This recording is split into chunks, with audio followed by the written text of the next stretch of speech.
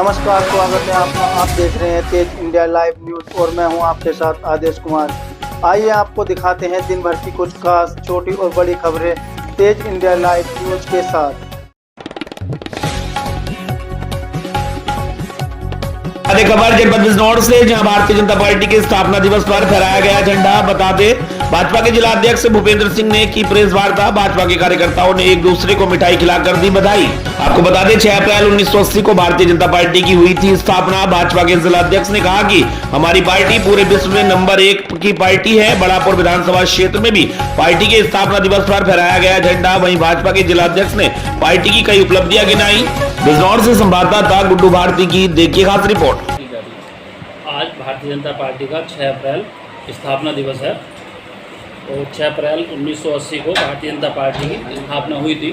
उसी उपलक्ष्य में आज सभी पूरे देश में जो है झंडा फहराया जा रहा है, प्रेस वार्ता है और भी कई सारे एक सप्ताह के हमारे कार्यक्रम हैं।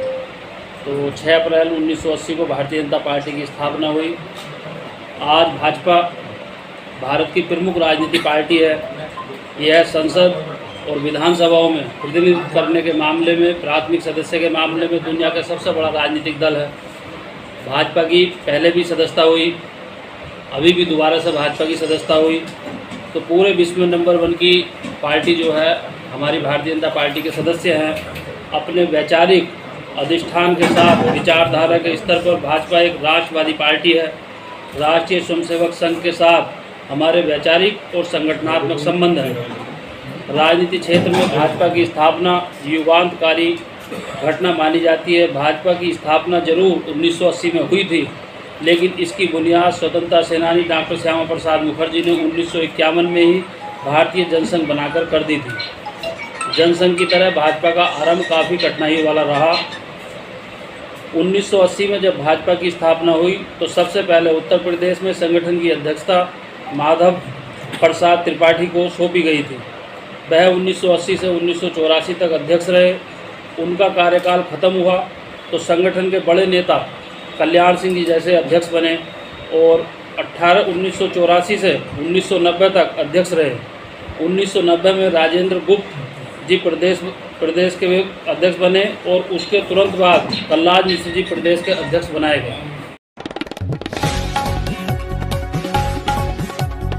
खबर जनपद बिजनौर से, जहां बिजनौर के ढकोली के जंगल में घायल मिला गुलदार, बाद में हुई मौत, मचा हड़कंप। बता दें, बिजनौर के थाना नेटौर क्षेत्र के अंतर्गत ग्राम ढकोली के जंगल में रविवार सुबह उस समय हड़कंप मच गया जब एक गुलदार घायल अवस्था में पड़ा मिला। वहीं ग्रामीणों की सूचना पर वन विभाग की टीम मौके पर पहुंची, लेकिन तब तक गुलदार की मौत हो चुकी थी। बता दें आपको, प्रारंभिक जांच में वन क्षेत्रीय अधिकारी ने गुलदार की मौत का कारण आपसी संघर्ष के दौरान घायल होना बताया है। वहीं संभावना जताई जा रही है कि जंगल में किसी अन्य वन्य जीव से संघर्ष में गुलदार गंभीर रूप से घायल हो गया था। वहीं घटना की सूचना फैलते ही मौके पर भारी संख्या में ग्रामीणों की भीड़ एकत्रित हो गई। वन विभाग की टीम ने गुलदार के शव को कब्जे में लेकर पोस्टमार्टम के लिए भेज दिया है ताकि मौत के कारणों की पुष्टि हो सके। गुलदार की मौत से वन विभाग में भी हड़कंप की स्थिति बनी हुई है। विभाग द्वारा क्षेत्र की निगरानी बढ़ा दी गई है और आसपास के क्षेत्रों में गश्त तेज कर दी गई है ताकि ऐसे किसी और घटना को रोका जा सके। बिजनौर के नेटौर से संवाददाता गुड्डू भारती की देखिए खास रिपोर्ट।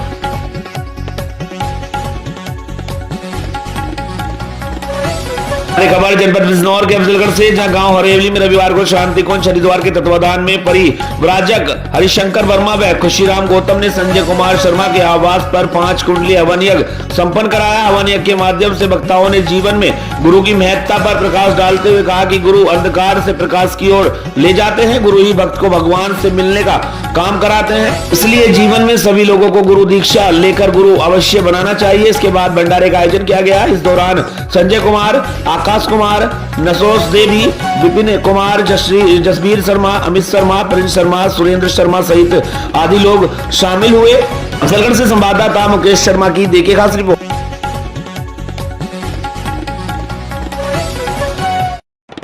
दें खबर जनपद बिजनौर के अफजलगढ़ से, जहां रामनवमी के अवसर पर नगर सहित ग्रामीण क्षेत्र में आरएसएस के स्वयंसेवकों ने पथ संचलन निकाल लगाए भारत माता की जय एवं वंदे मातरम के नारे। स्थान स्थान पर किया गया पुष्प वर्षा से स्वागत। बता दें देश भर में मनाई जा रही रामनवमी के अवसर पर नगर अफजलगढ़ में गांव हिदायतपुर में राष्ट्रीय स्वयंसेवक संघ के स्वयंसेवकों ने पथ संचलन किया। इसके पूर्व नगर अफजलगढ़ के प्राचीन बड़े शिव मंदिर में हिदायतपुर में संजय गांधी विद्यालय प्रांगण में जिला प्रचार प्रमुख हिमांशु सिंह के नेतृत्व में ध्वज प्रार्थना व बौद्धिक किया गया, जिसके उपरांत गांव के मुख्य मार्गों से पथ संचलन का आयोजन किया गया। इस दौरान अखिलेश, भूपेंद्र, मनीष कुमार, बलराम सिंह आदि स्वयं सेवकों ने पूर्ण गणवेश व दंड के साथ पथ संचलन में सहभागी की। नगर से संवाददाता मुकेश शर्मा की देखिए खास रिपोर्ट।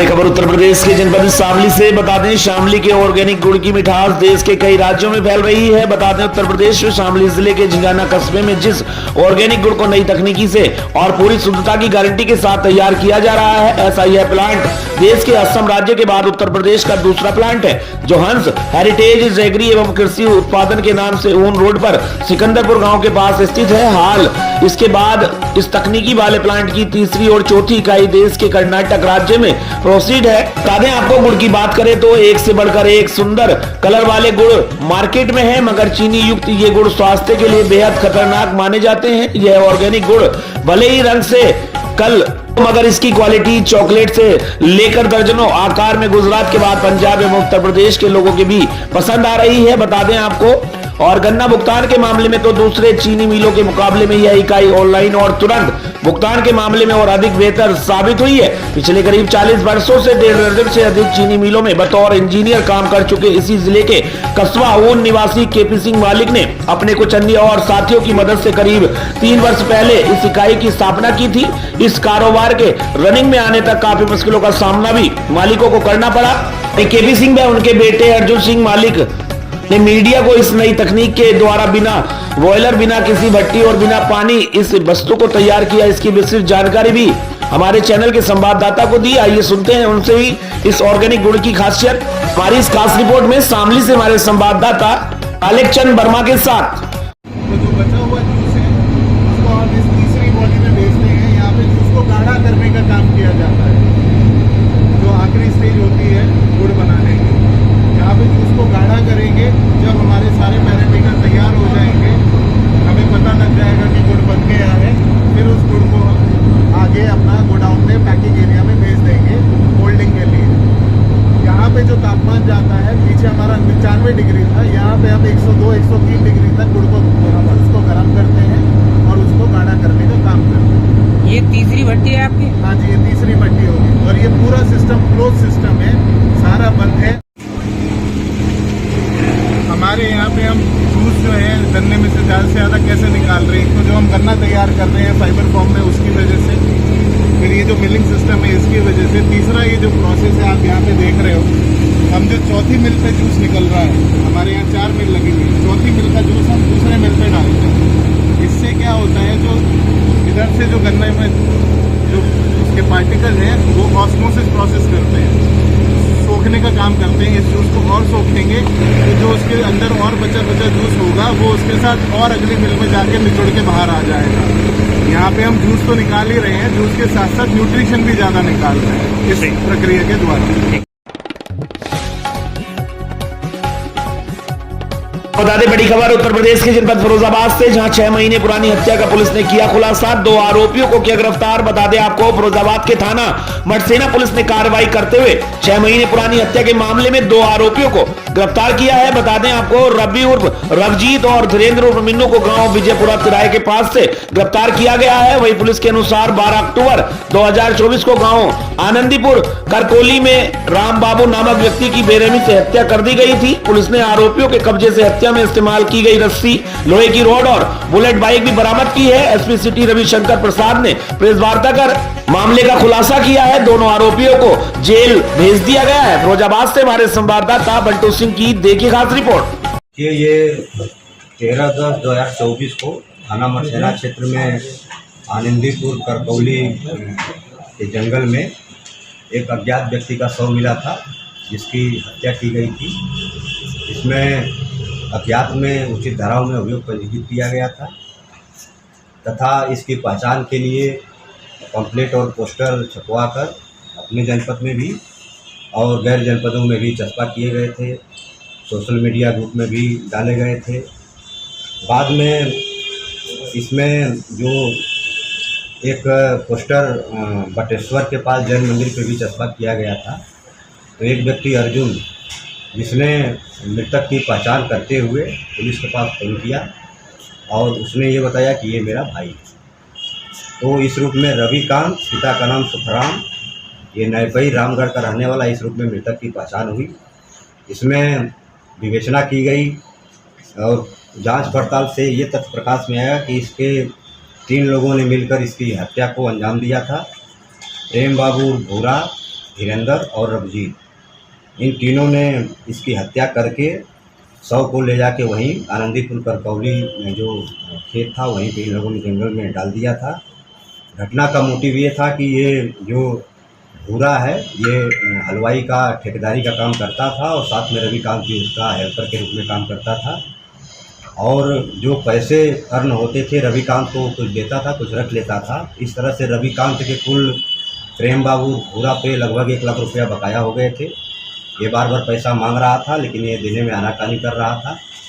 इसी बात को लेकर प्रेम बाबू भूरा ने अपने 2 साथी धीरेंद्र और रवजीत के साथ उसको मारने के और ख़त्म करने की योजना बनाई। और पहले तो इन लोगों ने उसको शराब पिलाई, उसके बाद रस्सी से उसके हाथ पैर बांधे, राट से मारा, उसके बाद गोली मार के सर में इसकी हत्या कर दी और उसके शव को ले जाकर वहीं फेंक दिया। इस घटना का सफल अनावरण कर लिया गया है। इसमें 2 अभियुक्त धीरेंद्र, पिता का नाम रवि शर्मा, ये बबाइन खैरगढ़ का रहने वाला है, और रवजीत, पिता का नाम इंद्रपाल, रसीदपुर कनेटा मरसेना का रहने वाला है। इन 2 अभियुक्तों को गिरफ्तार किया गया है। प्रेम बाबू भूरा अभी फरार है। इसकी गिरफ्तारी के लिए भी हमारी टीमें निकली हुई हैं। ताज़ा खबर हरियाणा के कुरुक्षेत्र से, जहां श्री गोविंदानंद आश्रम की महंत सर्वेश्वरी गिरी ने बताया कि कार्यक्रम में उच्च कोटि के अनेक संत महात्माओं ने अपने मुखारविंद से श्रद्धालुओं पर प्रवचनों की अमृत वर्षा की। दोपहर के समय कन्या पूजन के पश्चात विशाल भंडारे का भी आयोजन किया गया। 8 दिन शाम को भजन संध्या में गायक कलाकारों ने अपने भजनों के साथ आए हुए श्रद्धालुओं को आत्म विभोर कर दिया। महिला संकीर्तन मंडल की अनेक सदस्यों ने अपने भजनों के माध्यम से महामाई का गुणगान किया। कार्यक्रम में विशेष रूप से पहुंची महामंडलेश्वर महंत विद्यागिरी ने अपने संदेश में कहा कि विभिन्न धार्मिक ग्रंथों के अनुसार त्रेता युग में हुए रावण युद्ध से पूर्व भगवान श्री राम और द्वापर युग में हुए महाभारत के युद्ध से पूर्व भगवान श्री कृष्ण ने भी अपने लक्ष्य की पूर्णता के लिए मां शक्ति की आराधना कर उनका आशीर्वाद लिया था। भारत साधु समाज के प्रदेश अध्यक्ष श्री महंत बंसीपुरी ने कहा कि यज्ञ एक श्रेष्ठ कर्म है, इसे समय समय पर किया जाना चाहिए, अति उत्तम है। यज्ञ द्वारा जहां मनुष्य को शक्ति मिलती है वहीं पर्यावरण की शुद्धि भी होती है। समाज सेवी जागीर मोर एवं विनोद सैनी ने आए हुए संत महात्माओं, गणमान्य जनों, यजमानों व श्रद्धालुओं का आभार व्यक्त किया। मंच संचालन उमाकांत शास्त्री ने बखूबी के साथ किया। हरियाणा के कुरुक्षेत्र से संवाददाता सुरेश वर्मा की देखिए खास रिपोर्ट। एक प्यार भरे शब्दां दे फुल लैके तुसीं इत्थे पहुंचे हो। साडे भैन दी जमात करामात, साडे सत्कारयोग महापुरख बाबा बंसीपुरी जी ते जिहड़ी बिटिया ये स्थान चला रही है, मैं सब तो ज्यादा उस बेटी का धन्यवाद करता हूं, क्योंकि एक बंदा सब काम कर सकता है, जिथे मर्जी जाके काम कर सकता है, पर एक धी वास्ते। खबर राजस्थान के बीकानेर से, जहां रामनवमी पर आरएसएस द्वारा निकाली गई यात्रा। बता दें आपको, रामनवमी पर आरएसएस द्वारा बीकानेर के परकोटे से होते यात्रा निकाली गई। जगह जगह पर लोगों ने और बजरंग दल के कार्यकर्ताओं ने यात्रा का फूलों से स्वागत किया। यात्रा रेलवे स्टेशन और केईएम रोड और भी कई स्थानों पर महिलाएं कन्याएं ढोल नगाड़े बजाते हुए और एक पोशाक में नजर आए। पुलिस व्यवस्था भी सराहनीय रही। बीकानेर से संवाददाता डॉक्टर रामदयाल भाटी की देखिए खास रिपोर्ट।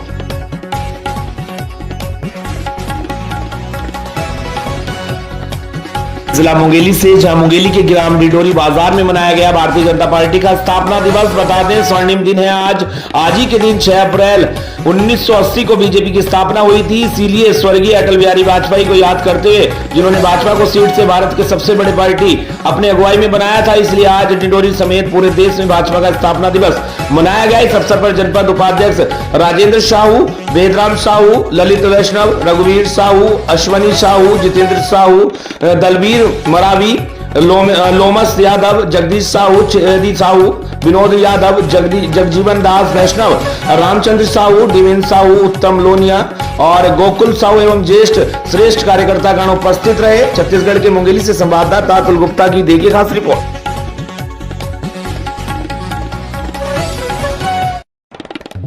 खबर छत्तीसगढ़ के जिला मुंगेली से, जहां उप मुख्यमंत्री अरुण साव नगर पालिका लोरमी में आयोजित कवि सम्मेलन में हुए शामिल। बता दें लोरमी में बड़ी काव्य रस की अमृत धारा देश के प्रसिद्ध कवियों ने हास्य, श्रृंगार एवं वीर रस से किया मंत्रमुग्ध। डिप्टी सीएम अरुण साव, उप मुख्यमंत्री अरुण साव ने लोरमी के वार्ड 7 में स्ट्रीट लाइट का किया लोकार्पण। वहीं डबल इंजन सरकार में लोरमी का हो रहा चौमुखी विकास, स्ट्रीट लाइट से रोशन हुआ सड़क। उप मुख्यमंत्री अरुण साव ने कहा, बता दें आपको उप मुख्यमंत्री अरुण साव लोरमी के थाना ग्राउंड में आयोजित अखिल भारतीय हास्य कवि सम्मेलन में शामिल हुए।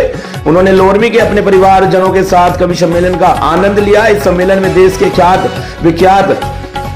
प्राप्त कवियों ने हास्य, श्रृंगार एवं वीर से सभी को मंत्रमुग्ध कर दिया। कवि सम्मेलन में देश के जाने माने कवि शशिकांत यादव, अतुल ज्वाला, सुरेंद्र यादवेंद्र, डॉक्टर वेदव्रत वाजपेयी, रमेश बिहार, पलानी शर्मा, देवेंद्र परिहार ने शानदार काव्य पाठ किया, जिसे सुनते लोगों में गजब का उत्साह दिखा। वहीं उप मुख्यमंत्री अरुण साव ने इस कवि सम्मेलन के लिए आयोजित समिति को बधाई एवं शुभकामनाएं दी।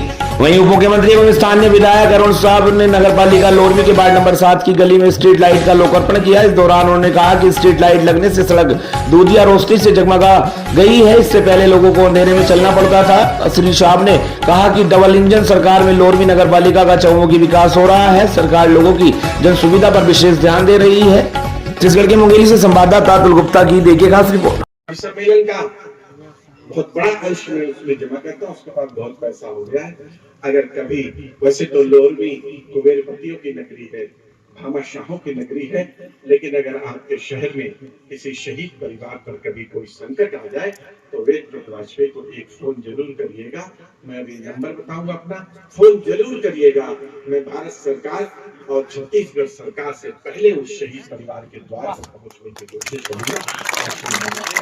मैं आपका मोबाइल करिए और जो वीडियो आपने बजाया है इसी नंबर पर बनाया है वो भी भेज दीजिएगा। मैं कहने के लिए और भी आपने जो बनाए हो वो भेज दीजिएगा। 9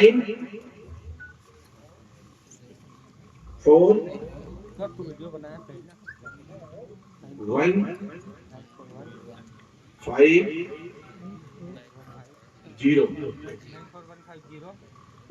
2 3 5 9 8 94 150 23 59 8। ये मेरा नंबर है, इसको याद करिएगा। और जो मैंने कहा है, अगर आप उसको वो संदेश मेरे पास तक पहुंचाएंगे तो मैं अपने तौर से समझूंगा और सब।